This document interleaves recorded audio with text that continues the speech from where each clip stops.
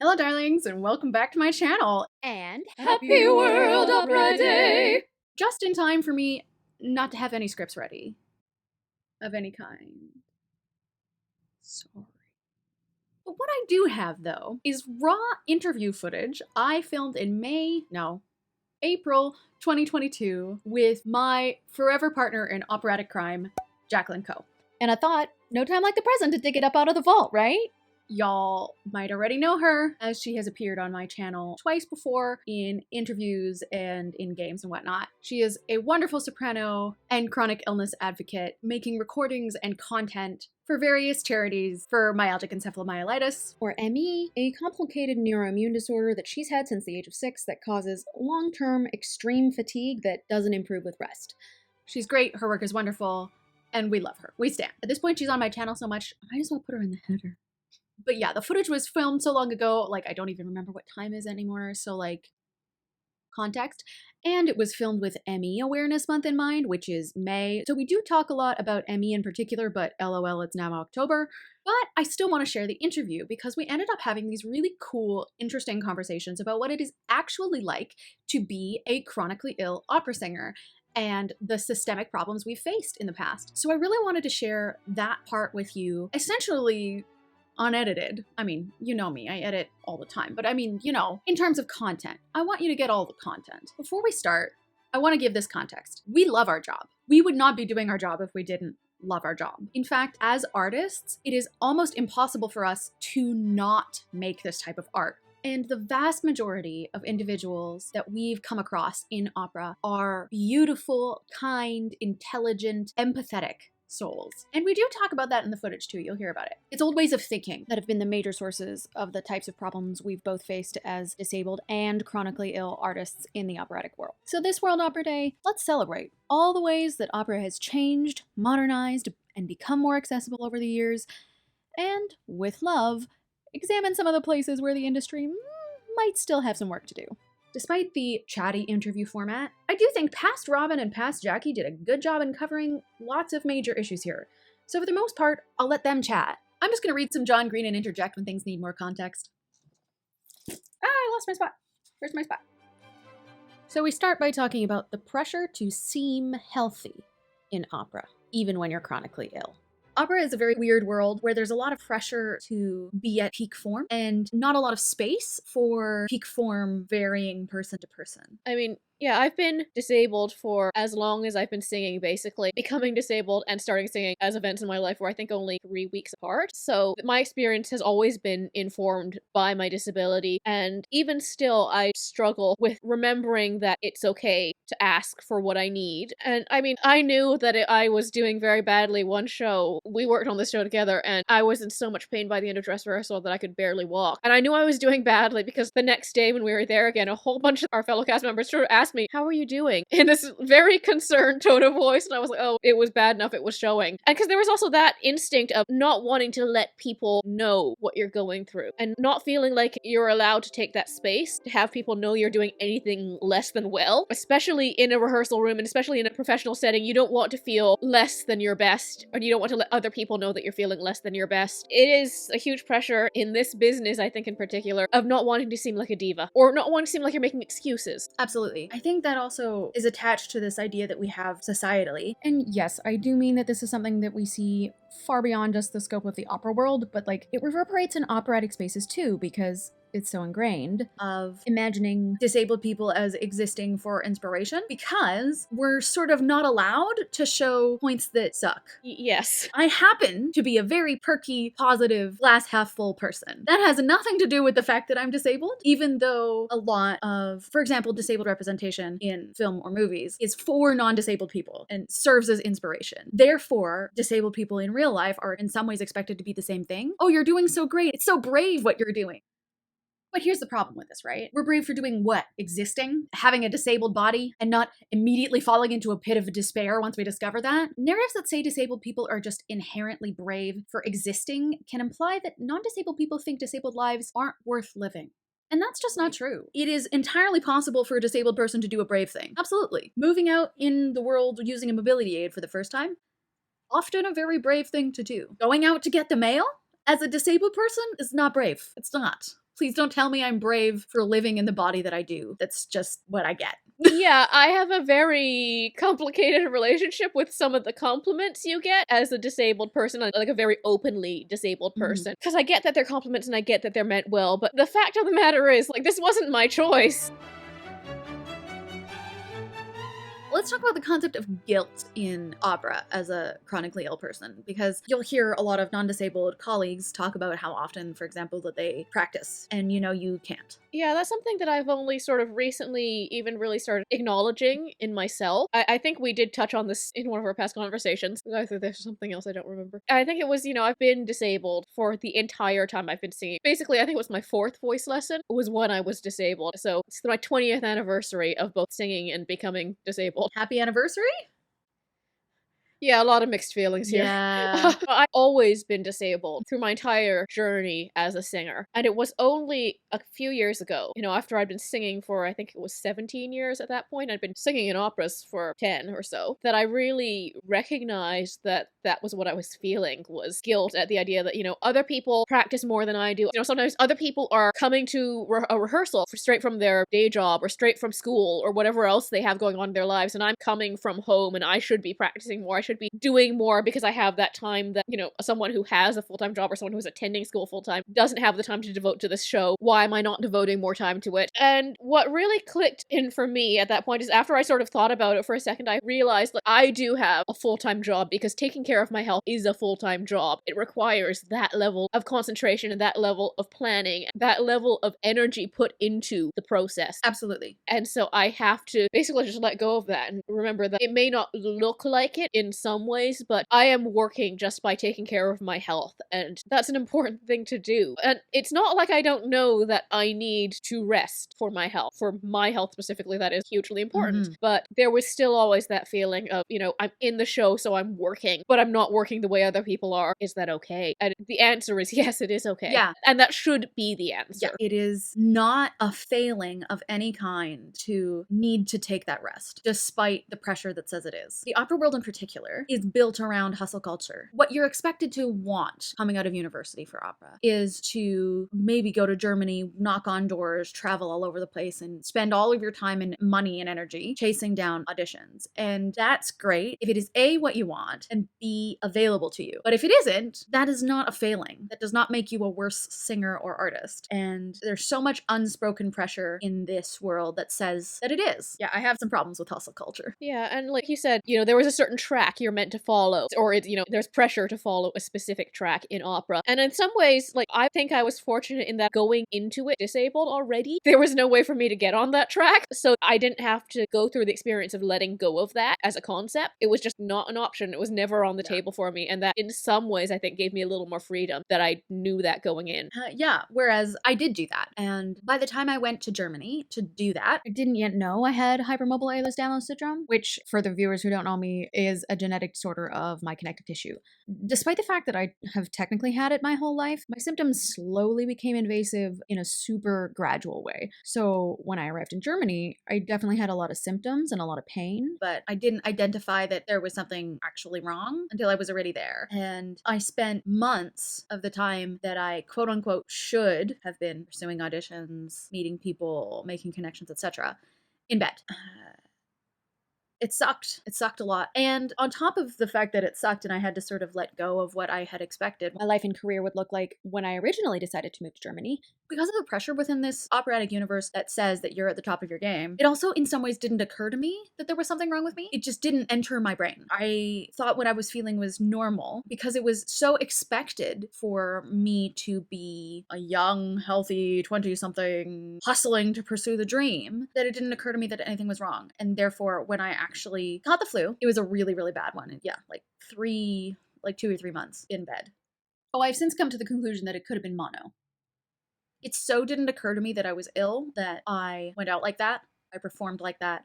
and I sang like that. And I think it's all because pushing yourself is what you're supposed to do. And if you're not, it's because you're not good enough or you don't want it hard enough. All of which is, of course, totally untrue. But that's what I had been conditioned to believe. When I realized I was that ill, it's like a light bulb moment. I went, oh crap, I've been sick this whole time. It was like a paradigm shift all at once. When I realized I was ill in a chronic way that would impede my ability to ever pursue this stereotypically imagined German career again, though, that took a long time. The entire time I was in Germany, I don't think I ever faced that head on. Even when I was lying flat on a long haul bus in excruciating pain with a full migraine and everything I owned in the bus with me. Overnight, knowing I would have to stand from 2 a.m. to 4 a.m. at another bus stop that was not indoors, was wet. Never doing that did it occur to me that this was beyond the capability of my body. I kept doing it, even though it was clearly beyond the capability of my body.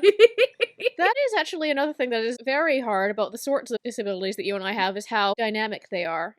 And that what is possible one day is not possible every day. And it takes time to recognize warning signs. It takes time to learn about your own body and your own disability. And even then, again, 20 years for me, I'm not sure every time how long something is going to affect me, how deep a show's going to put me. I did this show once, and yeah, it was a big show for me and everything. I hadn't been doing great sort of mid-rehearsals. I started doing a little worse, but that show closed in December, I think, and I didn't know until, I think it was February, how badly I was doing. Because in my case, I don't feel it right away, and that's why it's so easy to overdo it. I find out after the fact, and the bigger something was, the worse it is, the longer it takes for me to get the full picture.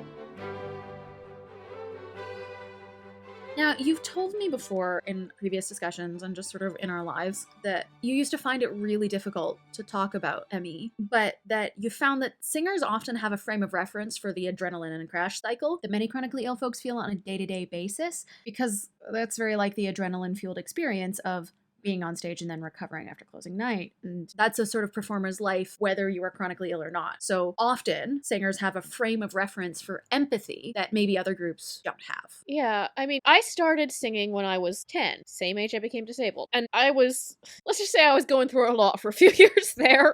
And because of my specific illness, I got a lot of dismissal of my illness and a lot of medical gaslighting. Doctors who hadn't heard of it, doctors who didn't believe it was a real illness, doctors who, if they had heard of it and did think it was maybe real, said, oh, kids can't get that.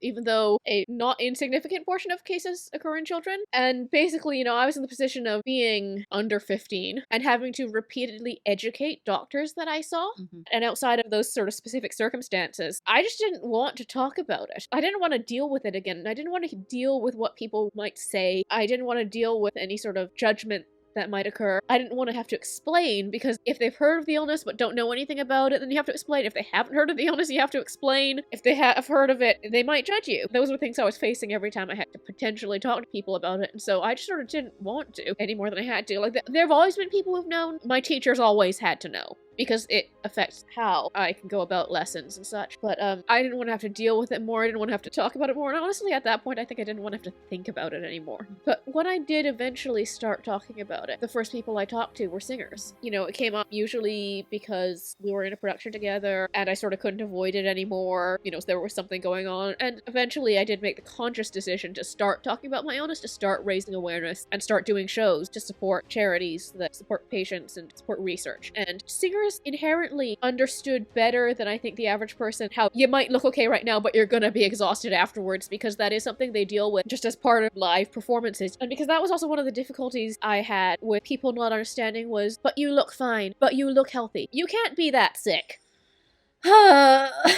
I made an entire video about why you don't look disabled is a problematic way to think. It's damaging and invalidating and has nothing to do with disability or the real experience of people day to day. And again, I get how people usually mean it, and it's not meant as an insult. I've had people tell me that having worked with me, they never would have guessed what I was dealing with. And that's fine. I don't have a problem with them saying that, but there is an inherent level of ableism in the thought that there is a disabled look. Oh yeah, disability has no look.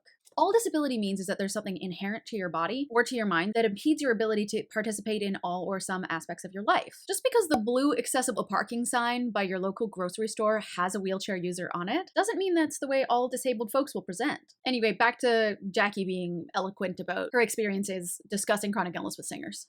I think think the best thing that anyone has ever said to me was that they didn't understand. They couldn't understand because they simply don't experience the things I experience. And that was so much more validating and so much more helpful to me, and especially this was back when I was a teenager, the place I was then, than hearing things like, everyone gets tired. And, like, I've had people say things that were like that, like, I was so sick and I thought about you because I was thinking about what you go through because I was, knocked out with the flu really badly or whatever. And, like, that's okay. Talking about how you relate to something isn't entirely uniformly bad, but there are ways to do it and ways to not. Yeah. I think the question is whether the person you're talking to is centering themselves in that conversation or not. Like, yes, there are experiences that non-disabled people have that can mirror my experiences. Absolutely. And sometimes talking about those will help them compare and contrast and therefore understand. But implying that everyone has my experiences all the time, what that says really is that it can't actually be that bad, as opposed to understanding why it is bad. Suddenly, if someone tells me, well, everybody has that, now I'm in a position to have to defend myself, which I shouldn't be, because in the end, the only two people who know best what's going on with my body are myself and my doctor, right? Also, these types of conversations, especially when I'm having them with someone who is knowingly or not diminishing my experiences, they get really personal really quick. And while I personally am always happy to talk about EDS, chronic illness, disability in the arts or in life to anyone who has questions, because that's literally my job here on the internet, no chronically ill person owes anyone an explanation of their medical history. And that's the tea.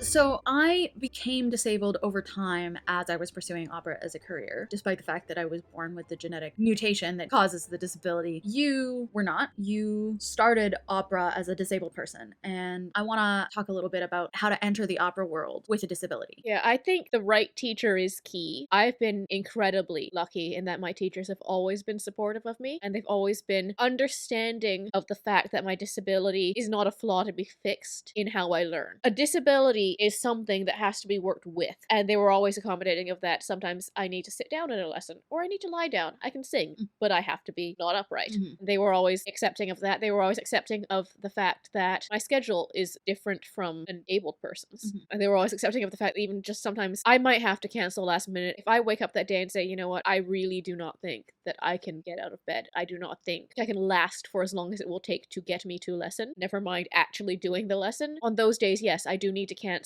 And they were always understanding that that was a possibility and that it was not from a lack of interest on my part. It wasn't that I wasn't trying. So having a teacher who just understands and supports your disability is the most important thing. They shouldn't be invalidating your experiences. They shouldn't be invalidating your accessibility needs. Absolutely. Opera is a world mired and steeped in tradition, and just as much as individual voices are different, individual bodies, body minds, and accessibility needs are different, and there is no way to homogenize teaching to make it one size fits all for each body. All this to say that to a person interested in pursuing voice lessons with a disability, my advice is this: if you find a teacher who is not going to give you the space and access measures that you need, then it's the wrong teacher for you. And it has nothing to do with you or your voice or your artistry, and you should go find a different teacher. And to singers who are teachers, if you have a student who is disabled or someone who is disabled and wants to start studying with you, be prepared to be creative. Even though I started young, there are a lot of points where I'm only just gotten to, I think, where people would have expected me to be 5 years ago, 8 years ago, 10 years ago. Because there have been times where I'm having maybe one lesson a month, so 1 hour per month. Some of that time is spent singing while lying down. It does take time to let go of the concept of the schedule you're supposed to be on. Like, I've turned 30, and other people who are younger than me are doing more, but that's not the schedule that I'm on, because, others have gone to university, have done tons of, intensive programs and other young artist programs and everything. Those were never options, and that's just something that I have to live with. I had to edit a whole bunch of my response out here for irrelevancy reasons, but the TLDR is that the expectation that people hit operatic milestones at certain times in their lives is inherently uninclusive. And that's not just uninclusive for disabled folks either. That alienates people who come to opera later in life, as well as just bigger voices who can take more time to mature. If you are a singer who is disabled, or heck, just has to build a career in a non-traditional way for any reason whatsoever, you are still an opera singer, and you are still an artist, and you are still good enough if you don't follow this exact path. If you don't start at a university, get into a YAP, win some competitions, get agents in the US and Canada. The only diversion is whether or not you stay in North America or go to Europe. And that attitude has begun to change. There are more spaces for more people. So much time and money and effort and energy is spent in the operatic world creating think tanks and forums where people in suits stand and talk to each other and discuss, why is opera dying? And the answer to me is so simple and so obvious. Opera isn't accessible. Make opera accessible by every definition of that word, not just disability accessibility. I'm talking about accessible in terms of people relating to the story, in terms of people being able to enter that world, in terms of people seeing themselves represented on stage, in terms of people having access price-wise. All senses of accessibility. If you make opera accessible, you make opera modern, relevant, and keep it alive. And honestly, when you put it like that, it's not even that hard. That's enough soapboxing for now, lads. All right. Jesus Christ, it's been an hour and a half. My future editing self is gonna hate us so much. Editing Robin here. Past me was right. At this point, we got so loopy from sitting around for so long that we sort of descended into a fit of giggles for a while, and I neither remembered to ask her for her socials, nor did I finish off the interview in any particularly satisfying way. Real professional, Robin. Way to go. You can find Jackie on Instagram at itsjacquelineco, where you can see lots of her modeling work, links to her music and her music videos, and all in all, her account's just a really good example of what a life as a disabled opera singer might look like. And there you have it, some capital T thoughts on living a life in the opera while chronically ill, from two people who have been at it for a minute. Again, I want to reiterate that we love opera and we love our art and we love getting to make our art and the wonderful people we get to do it with. We love it so much that that's why we keep dealing with all the other stuff that we've dealt with, right? It's important because to us, opera is important. Also, but unrelatedly, I just wanted to say thanks for your patience while I have been MIA. The end of my 2022-2023 season in particular was wild, and I ended up doing like 6 shows kind of on top of each other, and my chronically ill body felt it. Oh, and before we go, this is a heart monitor. I felt like it seemed fitting that I wear it for my first video back from my cardiac ablation, considering it's there to monitor me post-op after my cardiac ablation. And yes, I'm wearing it on the internet on purpose, because for my heart monitor wearing besties, we all look fabulous today. Not despite the wires and screens and itchy glue, but with it. And as always, remember, if you were looking for a joyful little corner of the internet where we could chat about opera, disability, queerness, cats, and tea, you have found it. And if you weren't looking for it, you have found it anyway. So go hit that subscribe button and ring the little bell. Keep the comment section full of joy and light, and I will see you in my next video. There is a vacuum outside your apartment. Watch me get my hair tangled on this light at some point when I flip it out of the way. Link in the doobly-doo. No, that's not a doobly-doo. I am Sorry, give me a second, working. I need to burp. I had a train of thought and it disappeared. It's coming back, it's coming back, it's coming back into the station. There's a kitten outside, sorry. Has my highlight been that terrible the whole time? When did we get this old? Oh no.